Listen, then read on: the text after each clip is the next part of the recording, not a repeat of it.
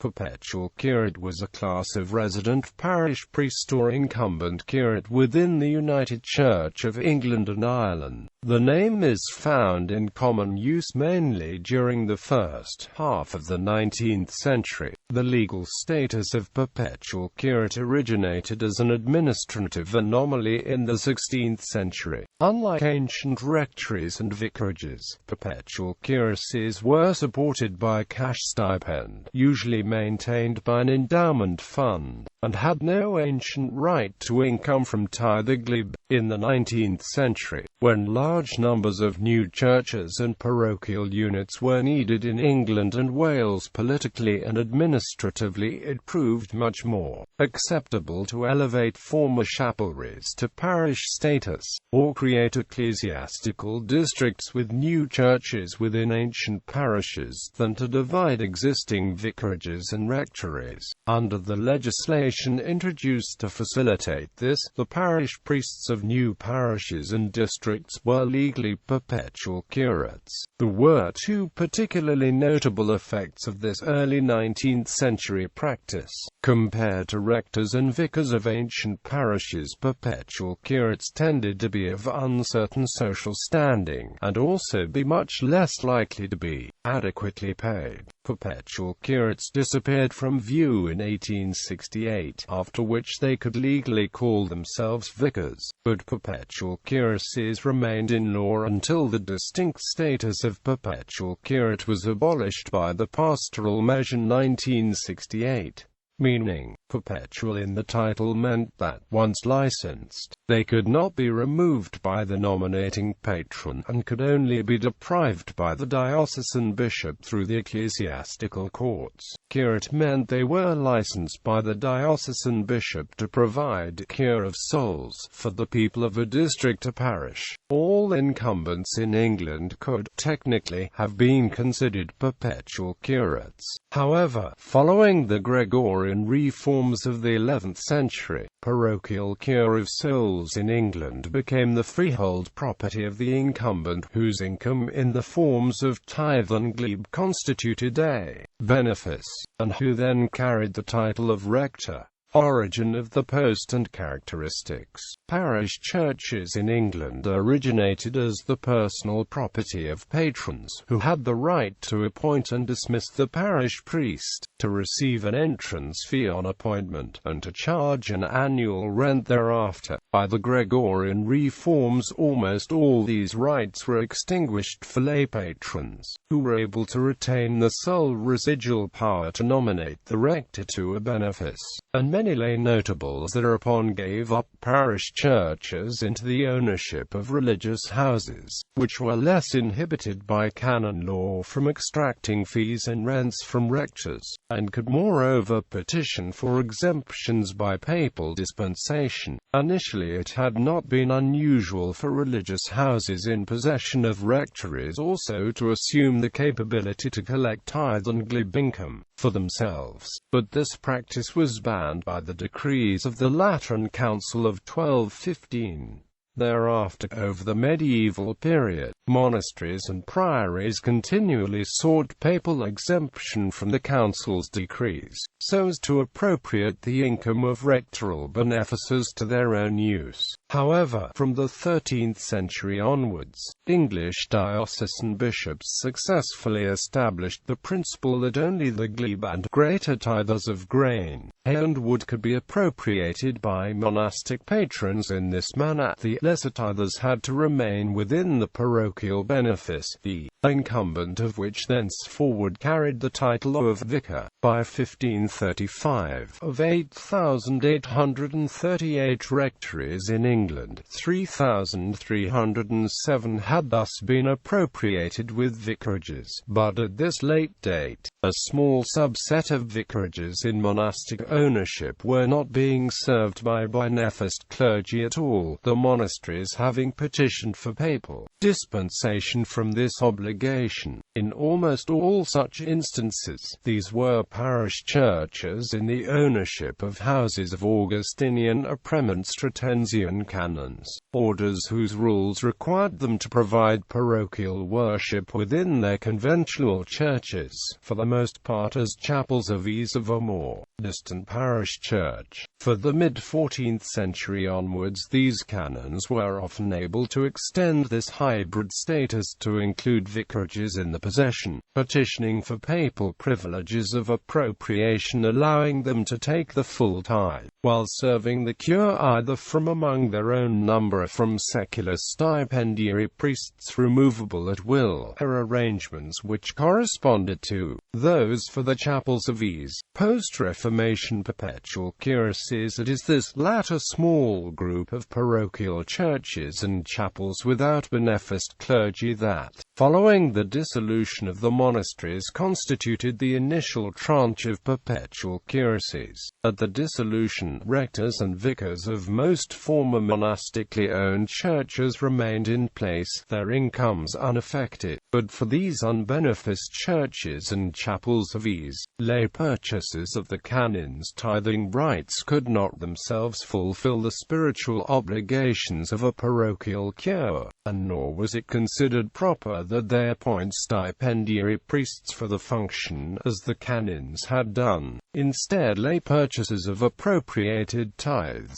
termed impropriators, were required in these instances both to nominate a clergyman to the diocesan bishop to serve the cure, and also to provide a fixed stipend of appropriate annual value to support the new perpetual curacy. In practice, most of the nominated incumbents to the new perpetual curacies were the canons or stipendiaries who had been serving those cures before the dissolution. Over the years, the arrangement by which the impropriator acted as both patron and paymaster of a perpetual curacy proved liable to break down, especially as the original cash stipend could be reduced to a small part of its former value through inflation. In some cases, continued appointment to the cure was possible if the diocesan bishop was able to assume the responsibility of paymaster, having been provided with an enhanced portion of the tithe income from the parish or other endowment to do so. Otherwise, the impropriator might nominate a neighboring incumbent to serve the cure, taking advantage of the fact that,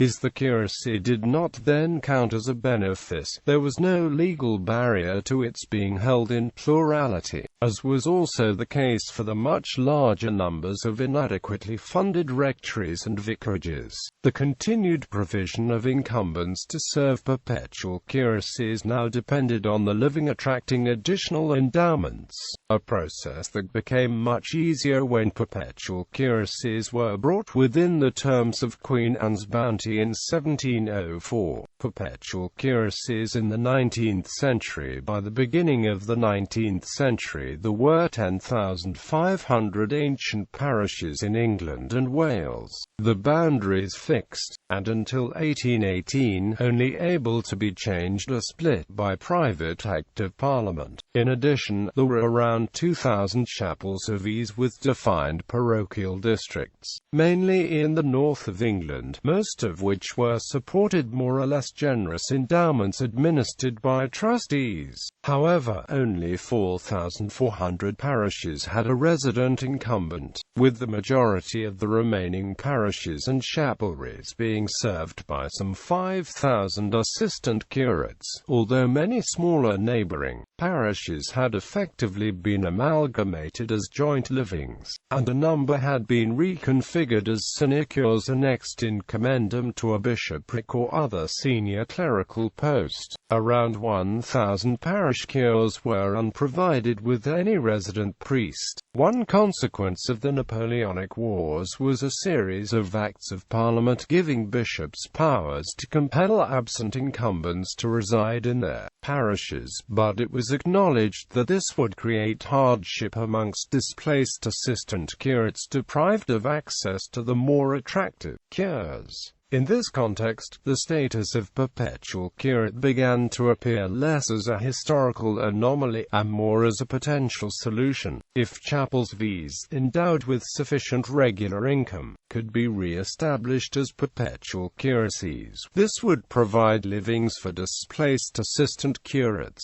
while greatly improving the quality of pastoral care provided to these cures. Crucially, there would be no need to change ancient parish boundaries or disrupt rights of tithe or glebe, while the incumbents of the ancient parish churches could continue as joint patrons with the trustees of the new perpetual curacies. A much bigger problem was raised by rapidly expanding urban populations. Even with former ancient chapelries upgraded to perpetual curacies, there was still a gross underprovision of churches and parishes in industrial towns and cities, and a corresponding overprovision in many rural areas of the southeast. A rapid expansion of urban parish numbers was required, and it was found that the status of perpetual curate provided a readily available legal template for the creation of new incumbencies. Various church-building acts greatly increased the number of perpetual curacies by establishing new parishes and ecclesiastical districts there. Incumbents paid initially with stipends from pew rents administered by the church wardens under the supervision of dioceses, latterly more often from endowments vested with the ecclesiastical commissioners. Tithe and glebe from the locality continued to go to the lay impropriator, a diocesan, or in the case of the newer perpetual curacies were retained by the ancient parish which had been divided to establish them. Where the new church had been established in a new ecclesiastical district, the patron of the new living would normally be the incumbent of the ancient parish, while where the ancient parish had been split into new independent parishes, then the patron of the ancient parish would normally be patron of all the new livings. But the legislation also allowed for donors of substantial endowments to acquire the patronage of new livings, subject to the existing patron having first refusal. Further legislation abolished sinecure benefices and drastically restricted the permissible occasions for pluralism, compelling the decoupling of long-standing joint livings which did not qualify as exemptions. By 1864, less than 1,000 parish cures were being served by assistant curates, while numbers of perpetual curates had increased to over 4,000.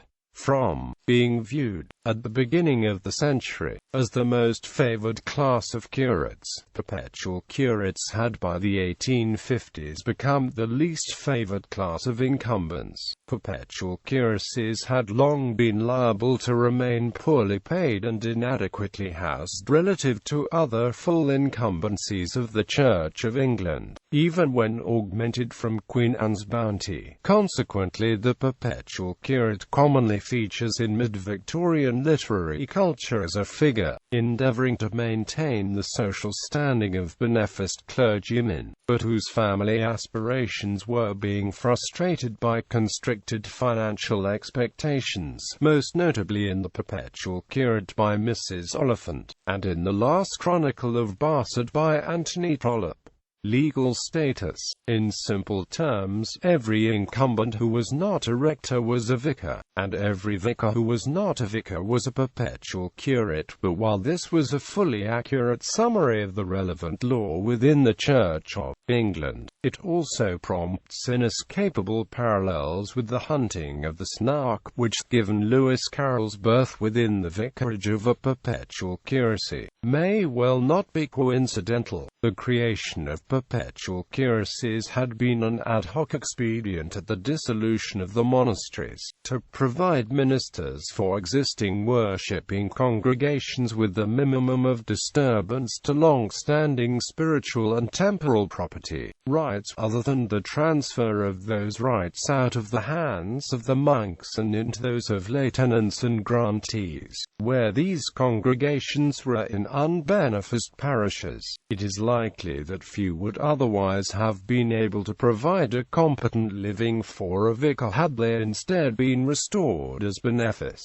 vicarages, where the congregations were in former priory churches or chapels. They could not otherwise have been endowed as parochial chapelries except at a financial cost to the rector of the parish. The expedient remained for 3 centuries a relatively rare exception to the general rule of parochial provision, not least because perpetual curacies had no corporate personality, and hence endowments could not be settled on the office rather than the individual. This disability was remedied for some churches, when those perpetual curacies which qualified for augmentation from Queen Anne's bounty were declared perpetual benefices and their incumbents bodies polity. All other perpetual curacies were reclassified as full benefices by the Pluralities Act of 1838.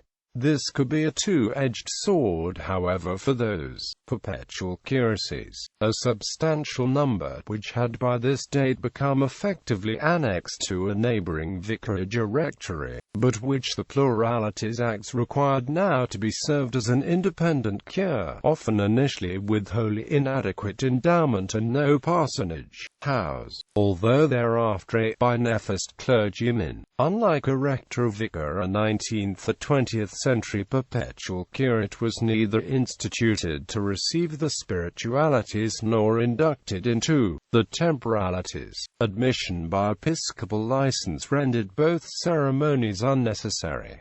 The title, vicar, those ancient parishes served by perpetual curates remained legally vicarages, and hence the parsonage house was so designated, as was the case for parishes served by a vicar. The responsibility for providing the parsonage house of a perpetual curacy fell initially on the impropriator as lay rector, and in practice was almost always the farmhouse of the parish glebe. But, again as with vicars, the standard of housing expected for perpetual curates increased from the 18th century onwards, and it became necessary to provide a means by which loan finance could be made available to these incumbents for the construction of new parsonage houses, secured against the income of themselves and the successors. Such loans, through Queen Anne's bounty or through the ecclesiastical commissioners, only became possible once perpetual curacies